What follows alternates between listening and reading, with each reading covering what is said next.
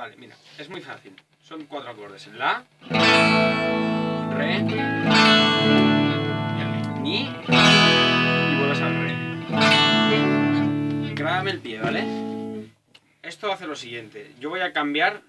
Cada acorde dura 2 tiempos, es decir, 1, 2, 3, 4. Va 4 por 4. Y son 2 tiempos para un acorde y 2 tiempos para el otro.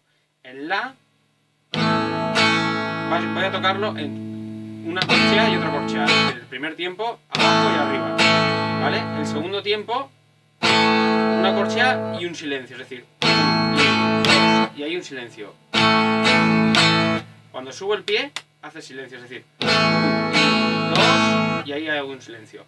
Y ese silencio va a durar también en el golpe del tercero y en el golpe del cuarto, en el golpe del tercero cuando subo voy a meter 2 semicorcheas, es decir, hago 1, 2 y hay 2 golpes en el Re.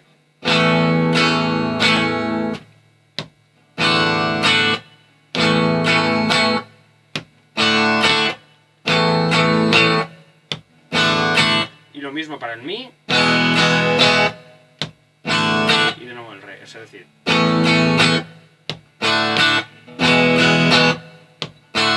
fíjate que se escucha un tac, que es el del tercero, que ahí hay un silencio. Ahora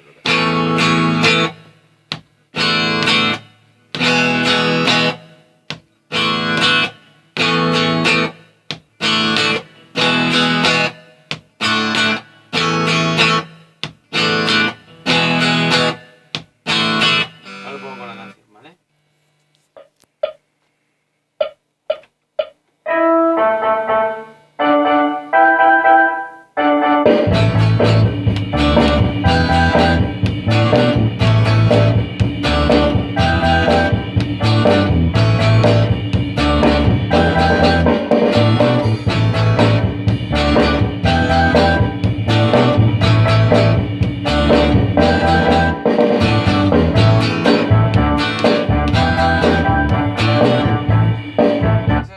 En la canción. Si la quieres poner más despacio, lo mismo, hay que coger el tiempo primero que todo.